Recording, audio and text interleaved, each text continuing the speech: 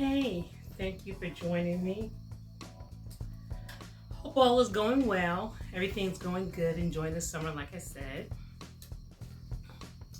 So, I want to apologize. As you see, I like yellow. I like lemons. I think they're so pretty.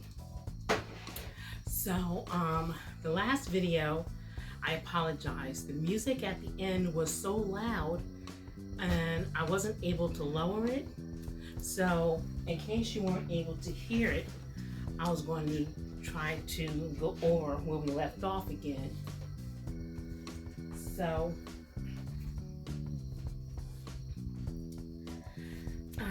we had left off where Trina and the baby had left, and Alan had came home to find the place empty that night, and he went over to his parents' house all upset, and he was furious and crying, and his mother told him to calm down and said that I had been doing things that a married man shouldn't do, and that Trina had been, right to leave. So we're going to pick up from there, and it says, Trina was right to leave and give you time to get it out of your system. I know I should have left your father years ago, Mom said. We then went into the kitchen. She made me a plate of food and set it on the table in front of me. Go on and eat something. She'll call you. If she don't get an answer at your house, she'll call here.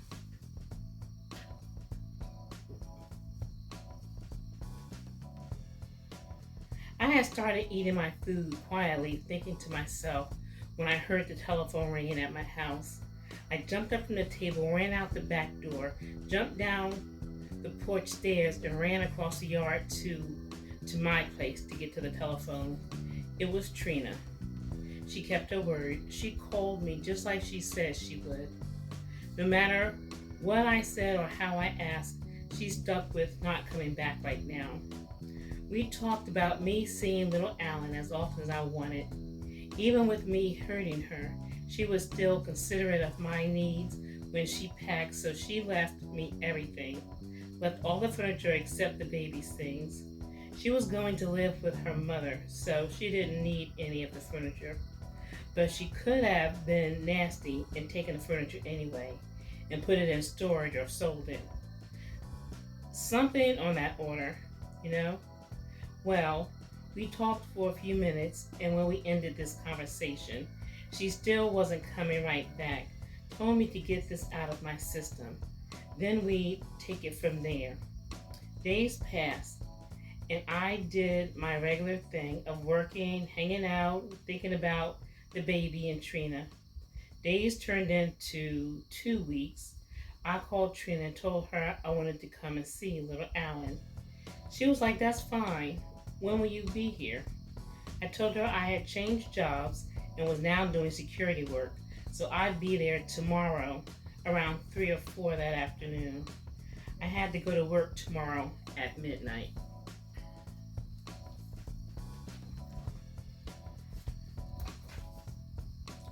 Let me clean these glasses. So, guys, drop me a line. Let me know what's going on in your life. I'd love to hear from you. Oh, I think that's a little bit better.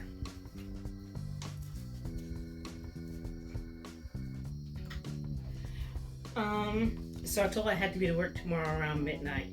I got up from work at 7:30 in the morning, got me a little shut-eye, and around 1:30 in the afternoon, I got up, turned on the radio to WBLS. They were playing my jam by the Dramatics, so I turned it up a little. That way I could hear it all over the house while I got myself together. I opened the door. It was a bit cool, but that was all right. I had the storm windows in the outer door. This would let the sunlight in, but not the cool air inside. I walked into the bathroom and started running the water for my bath. When the telephone rang, I didn't bother to answer it. I guess it was about 2 minutes later, somebody knocked on my door. I put my robe back on and went to answer it. It was my mother. I was always happy to see her, so I was smiling when I opened the door to let her in. Hi, come on in. I was just about to step in the tub when you knocked, I told her. I called but didn't get an answer. I knew you were up because I saw your door open, Mommy said to me. I'm getting ready to go see Trina and the baby. From there I'll go to work. I got my uniform and everything I need to leave from her place. I was telling Mom as I was already back in the bathroom, getting into my nice hot tub of water. The bathroom was right off from the kitchen, so I left the door cracked so that we could talk. My mom and pop, you can talk to them about anything and everything. Both her and my pop were easy to talk to. I was getting out the tub, drying myself off so I could put my robe back on. I was almost finished. I just had to dry it off my back, then put on my robe. Mom started saying she was about to leave. I told her to hang on a minute. I was on my way out there. I finished putting on my robe and walked out into the kitchen. She was standing over by the kitchen door, looking out. Want me to make you something to eat real quick before you get on the road? She asked. No, that's okay. I'll grab some McDonald's before I get on the parkway, I told her. Mommy said, well, be careful on the road and give them my love and tell her to come down here to see me. I'm going to go back home now, so you go ahead and get ready and I'll see you tomorrow morning. If you want to come over in the morning, I'll have breakfast ready. See you about 7:30 then, I said, and gave her a kiss on the forehead before she turned out the door. I continued getting ready to leave. I was on my way to my car when Taz came riding up in the driveway on her bike. Can I ride with you? She wanted to know. I told her where I was going and she wanted me to tell them she missed them. I told Taz I'll tell them for you. She stuck her head in the open window of the car to give me a kiss on the cheek. The radio was on and already turned WBLS in my GTO. As I backed out the driveway, since McDonald's was just around the corner from my house, I pulled up to the drive-thru window to place my order. I'll take a large order of fries, a Big Mac, and a large Coke and an apple pie.